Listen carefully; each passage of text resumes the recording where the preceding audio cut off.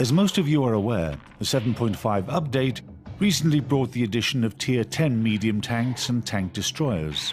Only 10% of all our players got to sample them on the test server, so we thought it'd be a good idea if we gave you a brief analysis of their strengths, weaknesses, and idiosyncrasies. In this episode, we'll speak about the new Tier 10 tank destroyers. The 5 new tank destroyers include the Soviet Object 268, the German Jagdpanther E-110, the American T-110 E3 and E4, as well as the Foch 155. The Jagdpanther has the most health of any of them at 2,200 HP, while the T-110 E3 and E4 are a close second and third with 2,050 HP and 2,000 HP respectively. The Object 268 just misses the top 3 with 1,950 HP, and the Foch 155 brings up the rear with only 1,850 hit points. Here you can see the acceleration and speed of each tank. Obviously the Foch 155 is out in front, and the Object 268 is the next speediest, followed by the T-10 E4 with the E3 and German tank destroyer following behind. The Foch and the E4 have the best reversing speed. The Object and E3 reverse somewhat slower, and the Jagdpanther is the slowest. Let's compare the stealthiness for each Tier 10 tank destroyer to the Tier 9 TD that precedes it. The Object 268 is more stealthy than the Object 704 while on the move, and they have the same chance of being detected while stationary. The Jagdpanther E100 has the same detection chance as the Jagdtiger while on the move, but it is more easily detected than the Jagdtiger while motionless. The T110 E3 and E4 are both more stealthy while in motion and while at rest than the TDs that precede them. The Foch 155 has the same chance of being detected as the Tier 9 tank destroyer. Now let's go over to the guns.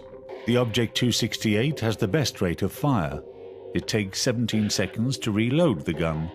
The T110 E3 is close behind with a 17.5 second reload, while the E4 takes 20.2 seconds to reload. The Jagdpanther must spend 25.6 long seconds reloading between each shot, and it takes the Foch 155 a staggering 45 seconds to reload. However, you should know that the Foch's gun is equipped with an impressive 3-round autoloader. The time between shots is a mere 5 seconds, making this one of the most powerful weapons platforms in the game. You can destroy just about any vehicle in the game with it if you've got 3 perfectly placed shots. As a rule, tank destroyers have some of the most accurate guns. They have little trouble singling out a target at 400 to 500 meters. The Object 268 happens to be the most accurate tank destroyer, and the rest of the Tier 10 TDs follow fairly closely behind it. Each of the new Tier 10s also have approximately the same penetration value, right around 300 millimeters. Theoretically, you can penetrate the frontal armor of any tank in the game. The E100 pumps out the most damage in one shot at 1,050 points. All the others deal about 850 per shot. We balance the discrepancies with reload times. Typically, more damage equals a longer reload time. Another thing to note is, in comparison to the Tier 9 TDs, the Tier 10 tank destroyers that don't have a turret have poor gun traverse. You'll need to rotate more often to line up your shots. Now we'll compare the armor values for the TDs. From the look of its 120mm armor, you might think that everything will be able to penetrate the Object 268. However, the armor has incredible slope, which are going to add a great deal of bounce to shots fired at it, but it still does have its vulnerable spots. The lower glasses, the rangefinder, the driver's plate are all weak points just like on any tank. Also, the left and right portions of the front plate are slightly less angled, so you might be able to pierce those points even though they do have more armor. The Jagdtiger E100 has very dense armor in the front. At close range, you want to shoot into the cupola.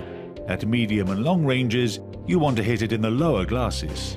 Ideally, if you're facing one of these, you'll want to get in close and shoot those vulnerable spots just because the armor is so thick on the front plate and around the gun. Tier 10 guns will be all that can consistently penetrate this behemoth from the front. The American T110 E3 and E4 have a similar hull to the T-110E5 in the American heavy line. The weak spot is the lower glasses, as usual, and the peepholes, and the machine gun on the E4. The last armour configuration to discuss is the Foch's. The machine gun and peepholes are all fairly easy to penetrate, and try to go for the lower glasses when you can.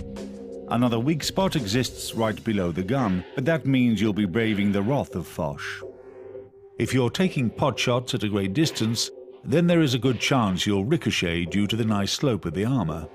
Now, we're going to give you some suggestions for which modules to use with these tanks. We recommend that you use the gun rammer and ventilation for every tank. The third piece of equipment you can choose for yourself, except for the Jagd Panther, you need to take the binocular telescope or coated optics as the third module. It truly needs the assistance of the extra vision. For the other tanks, you might take the camo net or the binocs or the gun laying drive. The gun laying drive is almost a must for the Foch, since it can't take the rammer. Let's talk about some of the battle tactics for these tank destroyers. The Object 268 has a wonderful ability to play the role of sniper, with its low detection potential and high accuracy. It can easily stay on the hill in an assault match of Malinovka without being spotted. Equally so, since it's got good speed, it can rush to a vantage point and put pressure on any incoming vanguard force or scout. The Jagd Panther E100 is perfect for defending a heavy attack. Nobody wants to be on the receiving end of that gun. Even other Tier 10 tanks can be left with half of their hit points just after one shot. Lower tier vehicles have a good chance of being killed outright. It can't turn very fast, so don't leave its flanks totally unprotected, but it will act as a major roadblock in almost any case. One of the best things you can do is platoon with one or more Jagd Panther E100s. If you focus fire, you can destroy tank after tank after tank before they ever have time to move in on you. The T-110E3 is a surprising brawler, even without a turret. It's got fantastic turret armor and enough maneuverability that it can afford to initiate a close combat fight given the right circumstances. All other times, just sit back, watch the enemy shots bounce off your face while you take careful aim from a distance. The T-110E4 is more like a heavy tank with an amazing gun. You're going to want to take advantage of your turret and take as much cover as possible to hide your glasses. This tank is much more of a sniper than its other T-110 counterparts. The Foch 155 is an amazingly dynamic tank destroyer. It's got great speed and a huge damage potential, but those same strengths can be weaknesses. Use your speed to get into position, but don't overextend. You do a lot of damage with your 3 shots, but once you have to reload, you're completely helpless. You can use that same speed to retreat until you're ready to shoot again. Better yet, stick with your teammates and let them cover you. You'll need to read the battlefield to be an effective Foch commander. In conclusion, all we can say is watch out for these new tank destroyers. They've added a very dangerous element to high-tier battles. Their speed, accuracy, and firepower are not to be underestimated. Roll out.